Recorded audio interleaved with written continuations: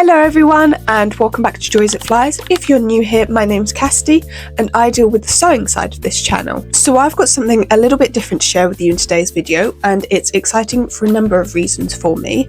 But basically, one of my friends has asked me to sew her little girl's first birthday dress, which I'm very honoured that she wants me to make it and that she thinks I'm capable of making it. And it's also very exciting because I've actually never sewn any children's clothes before.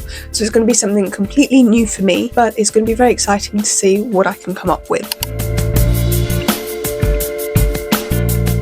So design-wise for the dress, I met up with my friend a couple of days ago and we talked about it, and she's kind of given me basically free rein on the design, whatever I think will look best. But she also did send me a few inspo pics of ideas that she was thinking about. So I have basically based my design mainly around those inspo pics and kind of mushed a few designs together and things. You'll see basically my ideas once I sew the mock-up for the dress, so you won't be long waiting. And then what was also really great is for sizes for the dress.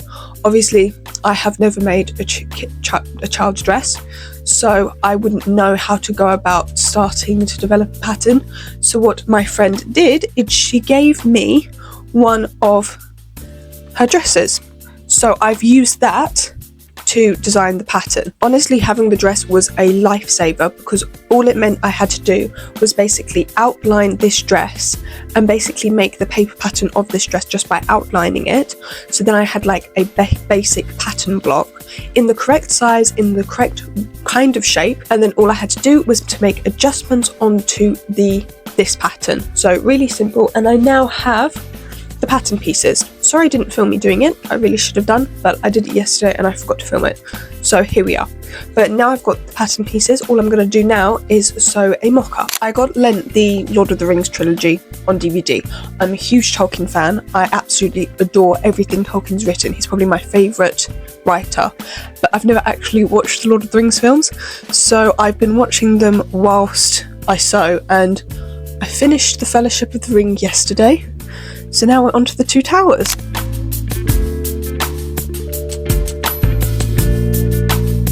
I've cut out all of my pieces, and the first thing I'm going to sew is the back panel, because at the back I'm going to have a panel in the centre that is shirring. I don't know whether I'm going to do shirring or I'm not sure what it's called, but the technique where you sew channels to thread flat elastic through. I think I'm going to do that one instead of shirring, but I really want to have that back panel to be stretchy so it's comfortable for her and that it's stretching and there's room for movement, things like that, and room for growing as well, just in case, you never know.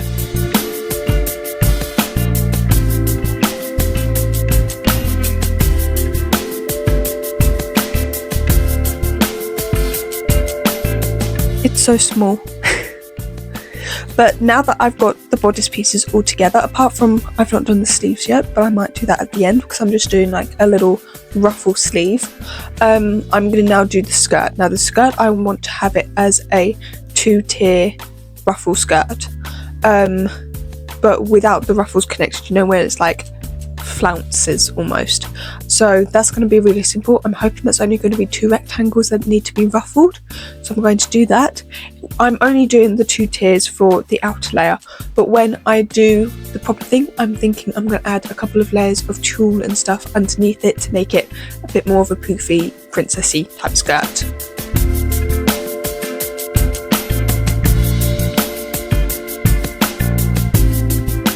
A little update, I have actually finished the prototype, and excuse the mess everywhere, it's been a bit crazy in here recently, but this is the little prototype all done. The skirt, I ended up going a completely different route, as you can see. I did try the rectangles and it just wasn't given enough volume, it wasn't flouncy enough. So instead I did 3 half circle skirts and I went for 3 tiers instead as well. So that is lovely, and then I've just added a little sash around the waist that ties in a bow at the back, and then you can see the 2 little sleeves here. So what I'm going to do now is arrange a day with my friend that I can meet up with her, show her the prototype, see if she likes it, maybe try it on the baby if that's possible, we'll see, and then so I will get back to you once that is all done, and then hopefully we can start going fabric shopping. It has been a while since that last clip. A couple of things have happened since then, and I've been doing other stuff, so it's been like a couple of weeks. But basically I met up with Neve, I showed her the little mock-up, she was very happy with it, and then after that I did go fabric shopping. Went fabric shopping 2 days ago, and I'm very sorry, I was going to film it and take you along with me, but I completely forgot, and also I don't like filming in public, so if I did get any footage, it would probably have been very dodgy anyway. But basically I managed to get everything at the one fabric shop I went to, which was fabulous, and so this is what I got. So first of all, so when I was talking to Neve about fabric, what she wanted, pattern and things, all of the inspo photos she had sent me had polka dots on it, and so I asked her, do you want it to be polka dots, is there like a theme with it?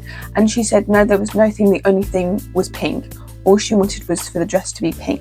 But because all of the inspo photos she sent me had polka dots, I did really want to get it, because she obviously liked it and it was really cute. Fortunately I couldn't get any big polka dots. This was as good as it was going to get, and actually I think it's going to be really cute. I think because the skirt is there's a lot going on with the 3 tiers and everything, I actually think the small polka dots might work better. So this is going to be for the skirt and for the little ruffle sleeves, and then this is the plain pink that I got to go with it for the bodice. So it's a lighter shade, but they do complement each other, I think, which is what we want. And then I also got pink tulle to go underneath it. I only got 1 meter of everything, because that's the great thing about doing things for children, is you don't need much fabric because they're so diddy. So we got 1 meter of everything of that. And then I also got 2 zips. I was just going to get this zip because I think that matches the best with them. But actually now I'm looking at it, maybe Mummy was right, but Mummy said to get another one just in case. So I did get this lighter one just in case, and I'll decide later which one I use. I did get some elastic, some narrow elastic. That is for another commission, but I do have that just in case if I need to use it. But I think the amount of narrow elastic I've already got will do me fine, so I didn't need to buy that. So that is everything. And you'll also be very glad to hear and very proud of me that I pre-washed the fabric already. It's pre-washed and ready to go. So it's now time to start cutting it out and making the dress.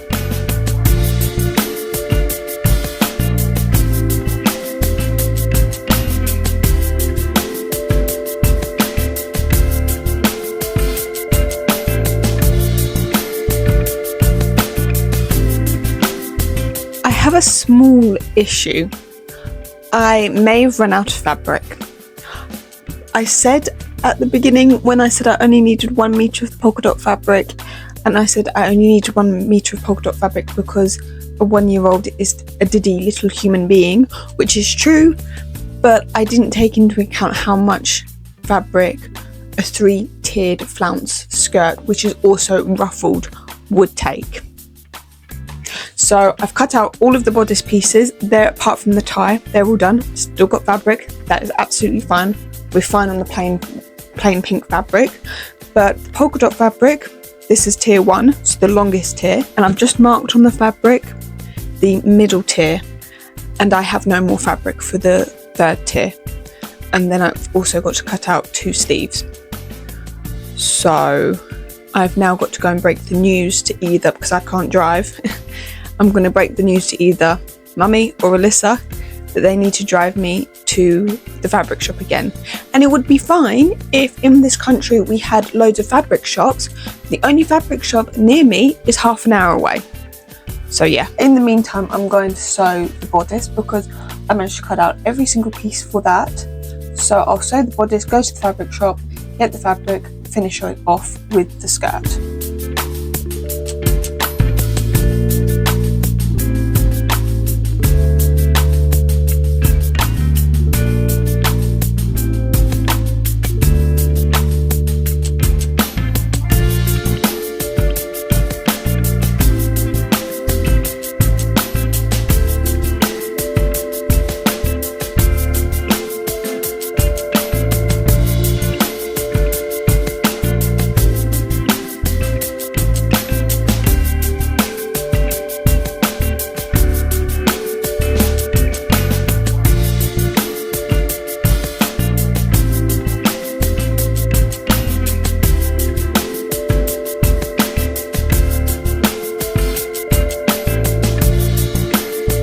I have a progress update for you. So I managed to get the fabric, and this is now how much I have done so far. So we've got the bodice that you saw before, and I've added the skirt to it. All I need to do now is add the zip and then connect the lining. So all I'm going to do now is add the invisible zip into this, then connect the lining and the shell, add the sleeves, finish off the armholes and everything like that, and then add the tie, the waistband tie, and I should be all done.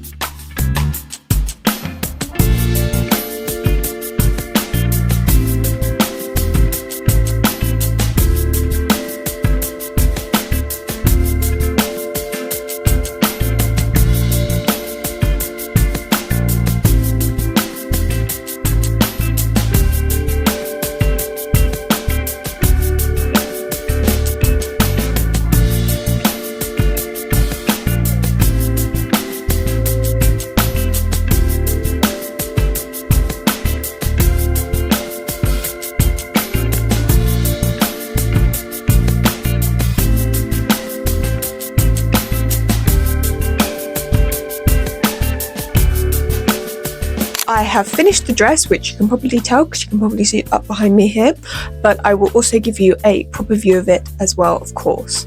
But basically, I just want to recap on the last half of what happened because I kind of forgot to film anything. This generally happens in most of my vlogs. When things get a bit hectic and confusing at the end, I forget to film anything. So I'm very sorry for that. But basically what happened is I said I was going to sew the zip in, sew the shell to the lining. I did. That went all very smoothly, surprisingly very smoothly. The zip was all great, everything like that. The only part I really forgot to film was the armholes and the little sleeves because they were so fiddly, really fiddly, and it was just getting I had like a mini crash out over how fiddly it was, so I kind of forgot to film it. It was just because they're such small tiny armholes and trying to get it under the machine, trying to do the bias tape, it was all a bit of a headache, but I managed to do it and it actually turned out pretty neat, I must say, so I'm very happy with them. They're very cute as well, like the little roughly polka dot sleeves, they're very cute. So I managed to do all that, and then I just finished it off with hemming all of it and then just adding a little tie with little tie belt loops on the sides as well so that she can put the tie in and stuff. And when I showed my mum and Alyssa, they were like, you've definitely got to add a matching bow headband. So I did, and that is it. It's all done. I am also as well meeting up with my friend in I think 3 days time, so I can give her the dress, make sure she's happy with it, make sure everything's all right, and then yeah, that is officially all done. I am also considering turning this dress into a pattern so that you can make one yourself. So let me know if you like that idea, and if you do, then I will get going and turning this into a downloadable PDF pattern for you to use. And so yeah, with that, I will see you next time on the channel.